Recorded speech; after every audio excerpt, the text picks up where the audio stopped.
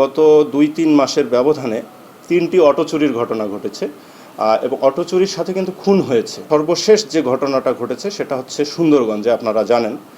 সেখানে ৩ বন্ধু, একজন হচ্ছে আরিফ মণ্ডল, একজন হচ্ছে মুশফিক, আর একজন হচ্ছে শান্ত। এই ৩ বন্ধু মূলত গাঁজা খেত আর কি। ঘটনা যেদিন ঘটে সেই দিন বিকাল ৫টা ৩০-এর দিকে আরিফ মণ্ডল অটোটা নিয়ে বের হয়। তো বিষয়টা হলো, ওরা ৩ জনে গাঁজা খেয়ে ৩ জনে বিভিন্ন গল্প করতেছিল ওখানে।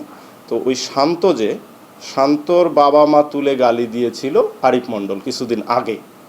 তো ওই যখন নেশার ঘোরে আরিফ মণ্ডল একটু মানে অসংলগ্ন আচরণ করতেছিল, তো সেই সময় আবার ওই মানে শান্তর খায়েশ হয়েছে, সে ওই ইয়াকে বলতেছে, মুশফিককে বলতেছে যে আমি মেরে ফেলবো, আরিফ মণ্ডলকে মেরে ফেলবো। এটা 164-এ আর কি আমাদের এই মুশফিক বলেছে, তো যে মেরে ফেলবো। তখন মোটামুটি মুশফিক বলেছে যে না, এখন মারা যাবে না।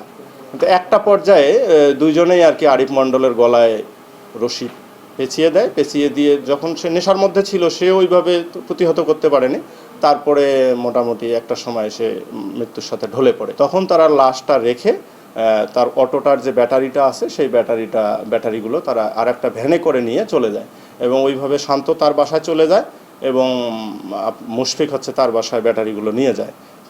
পরবর্তীতে আমরা যখন ট্রেস করতে পারি, মোবাইলের লোকেশন ধরে আমরা যখন ট্রেস করি, তখন সে ঘুমাচ্ছিল আর কি। তো তারপরে সে সকালবেলা সে অটো নিয়ে বাজারে আসা, আমরা তাকে ধরতে সক্ষম হই এবং আমরা ব্যাটারিগুলো সাথে সাথে উদ্ধার করি এবং গতকাল মনে হয় আমরা যে শান্তকেও আমরা অ্যারেস্ট করতে পেরেছি।